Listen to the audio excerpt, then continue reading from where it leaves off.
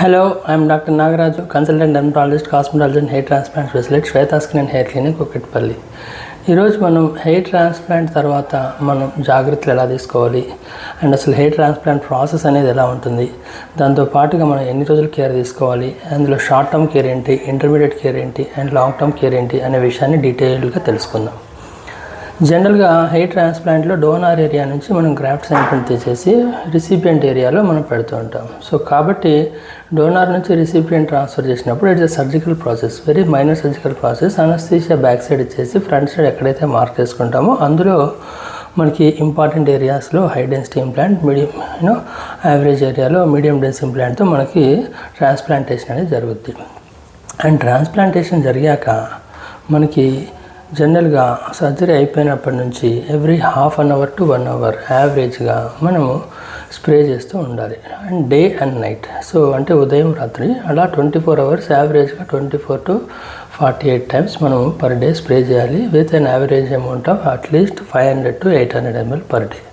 దానివల్ల ఏంటంటే మనకి ఫస్ట్ 3 డేస్లో బ్లడ్ స్మెల్ అనేది ఎక్కువగా ఉండదు, నీట్గా ఇరిగేట్ అవుద్ది, గ్రాఫ్ట్ యొక్క సర్వైవల్ అనేది ఎక్కువగా ఉంటుంది. ఎందుకంటే ఫస్ట్ 3 డేస్లో వాటికి గ్రాఫ్ట్స్కి మనకి ఆహారం కానీ సప్లిమెంట్స్ కానీ అంతా కూడా త్రూ ఆస్మాసిస్ మోడ్లో జరుగుద్ది. సో అలా ఆస్మాసిస్ మోడ్లో జరగాలంటే కొంచెం లోకల్ ఏరియా అనేది అట్లీస్ట్ కొంచెం మోడరేట్గా వెట్గా ఉండాలి. కంప్లీట్గా డ్రై అయితే మనకి న్యూట్రియంట్ ట్రాన్స్ఫర్ అనేది అంతగా జరగదు. సో కాబట్టి first 3 days are very important. After that మనకి బ్లడ్ సర్క్యులేషన్ ద్వారా కొంత they start to get their supply.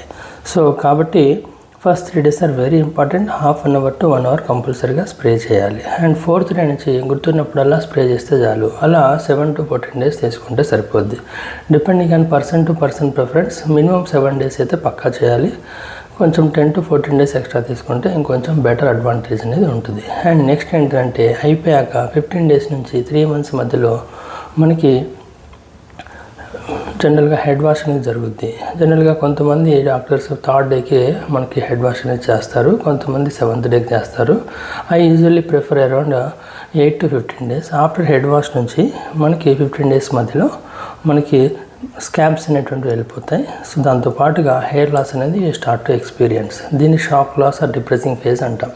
అంటే సర్జరీ అయిపోయాక మనం పెట్టిన హెయిర్స్ అన్నీ ఎక్కడ పోయా అని భ్రాంతి అండ్ పక్క వాళ్ళకి మనం ఎక్స్ప్లెయిన్ చేయలేని దుస్థితిలోకి అండ్ ఆల్సో డిప్రెషన్లోకి మనం వెళ్తాం. సో అందుకని ఈ ఫేజ్ని మనం షాక్ లాస్ అంటాం.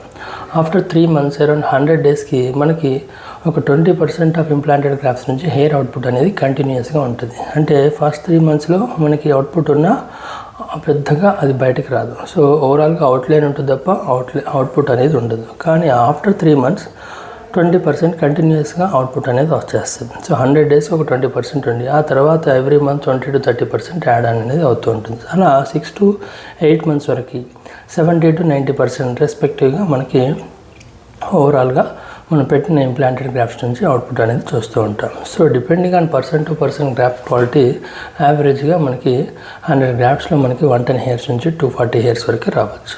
సో అండ్ మన ఏరియాని బట్టి డెన్సిటీని బట్టి వేరియబుల్ డెన్సిటీలో మనకి కొంతమందికి యావరేజ్, కొంతమందికి అబవ్ యావరేజ్, కొంతమందికి అబ్సల్యూట్లీ విత్ డబుల్ డెన్సిటీతో కూడా వచ్చే ఛాన్స్ అనేటువంటివి ఉంటాయి. సో ఇది ట్రాన్స్ప్లాంట్ యొక్క అవుట్పుట్ అండ్ మన ఎక్స్పెక్టేషన్స్ ఇలా ఉంచుకోవాలి. తర్వాత ట్రాన్స్ప్లాంట్ అయిపోయాక మనకి రికవరీ పీరియడ్ ఎలా ఉంటుంది. డోనార్ ఏరియా నుంచి మనకి ఆల్మోస్ట్ కొన్ని వేల సార్లు మనం అక్కడ గ్రాఫ్ట్స్ అనేటువంటి హార్వెస్ట్ చేస్తాం. అండ్ రిసిపియంట్ ఏరియాలో కొన్ని వేల సార్లు స్లిట్స్ పెట్టేసి దాంట్లో ఇంప్లాంటేషన్ అనేది జరుగుద్ది. సో కాబట్టి డోనార్ ఏరియా రికవరీ అనేది కంటికి కనబడేలాగా 5 to 7 డేస్లో అవుద్ది. కానీ చిన్న టెండర్ పాయింట్స్ ఒక్కొక్కసారి కొంతమందిలో ఉండొచ్చు, అవి 1-2 వీక్స్లో చాలా వరకు సెట్ అయిపోతాయి. అండ్ రిసిపియంట్ ఏరియాలో మొద్దుబారినట్టుగా ఉంటుంది. కాబట్టి ఫస్ట్ 3 months అనేటువంటిది మనకి నమ్ సెన్సేషన్ అనేది రికవర్ అనేది అవుతూ ఉంటుంది. సో ఆఫ్టర్ 2 to 3 months చాలా వరకు రికవర్ అవుతుంది. సో చూసారు కదా, this is the donor and recipient recovery. ఇది కాకుండా ట్రాన్స్ప్లాంట్లో మనం పిఆర్పి ఎందుకు చేసుకోవాలి, జిఎఫ్సి ఎందుకు చేసుకోవాలి, అండ్ ట్రాన్స్ప్లాంట్ అయ్యాక పిఆర్పి కంపల్సరా కాదా అనే విషయాన్ని కూడా తెలుసుకుందాం. జనరల్గా బట్టతల అనేది రాను పెరుగుద్దే తప్ప తగ్గదు. సో అంటే it is a genetic process.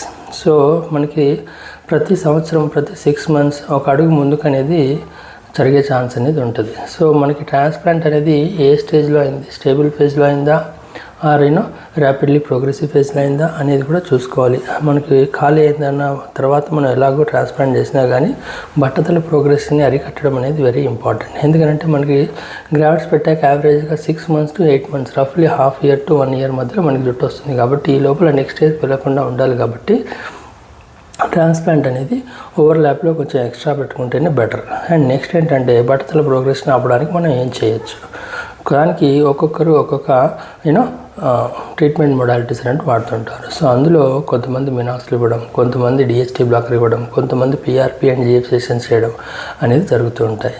So కొంతమంది ఖాళీ అయినప్పుడు మళ్ళీ సెకండ్ సెషనే డైరెక్ట్గా ప్లాన్ చేద్దాంలే అని డిఫరెంట్ థాట్స్ అలా ఉంటాయి. సో ఈ స్కూల్స్ ఆఫ్ థాట్లో జనరల్గా ఐ బిలాంగ్ టు మనకి ఏజ్ అప్రోప్రియేట్ని బట్టి, కాస్మెటిక్ ప్రయారిటీస్ని బట్టి నా ఉద్దేశంలో 35 years బిలో వాళ్ళకైతే ఐదర్ మినాక్సిల్ కానీ ఆర్ డిఎస్టీ బ్లాకర్ కానీ and PRP and GF sessions కానీ బెటర్గా పెడితే చక్కగా న్యాచురల్ హెయిర్స్ కూడా థిక్గా ఉంటాయి అండ్ ట్రాన్స్పరెంట్ హెయిర్స్ కూడా ఎక్కువగా ఉంటాయి. ఆ రెండు కాంబినేషన్లో మనకి ఇంకా డబుల్ డెన్సిటీతో వచ్చే ఛాన్స్ అనేది ఉంటుంది.